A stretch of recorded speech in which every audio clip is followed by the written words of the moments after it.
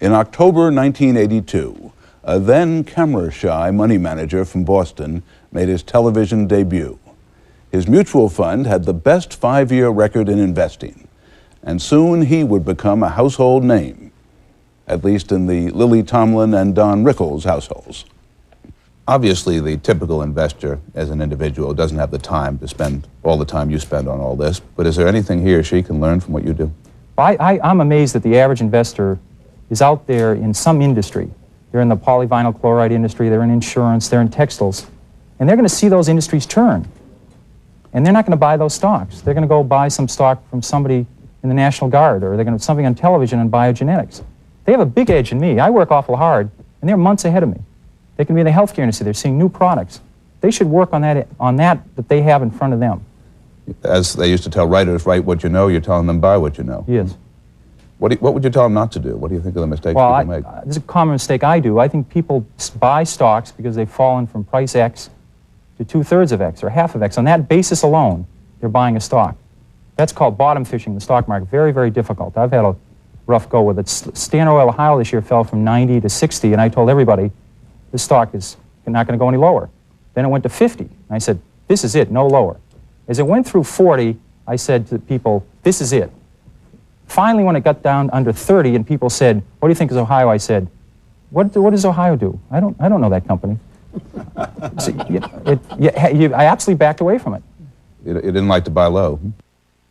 One of the pleasures of hosting this program has been meeting some of the most successful investors of all time. Back in 1995, I interviewed a stripling of 98 years about the markets. Phil, what's the single most important thing that you have learned about investing over the past 3/4 of a century? Patience. Patience. Expand on that. How do you apply patience?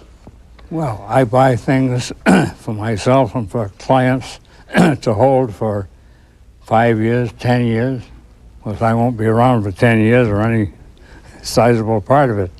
But you've fooled us before. You could fool us again. One of the most remarkable things about you is that you don't rest on your laurels. You're out there every day as an active investor. What do you think of this stock market today? I think it's dangerous at present levels. A lot of froth on the boom. I think probably we're in for maybe something like 1987, when the market went down 500 points in one day. Perhaps we'll have a repeat of that. But in the long run, this is a great country, despite having too much government. And I think in the long run, the market will recover, and people who buy the right stocks and sit on them are going to do very well. What do you do, given your experience, when you think there may be too much froth, when you think there may be a major correction, even a crash? Do you sell all your stocks? No, I really don't do anything. You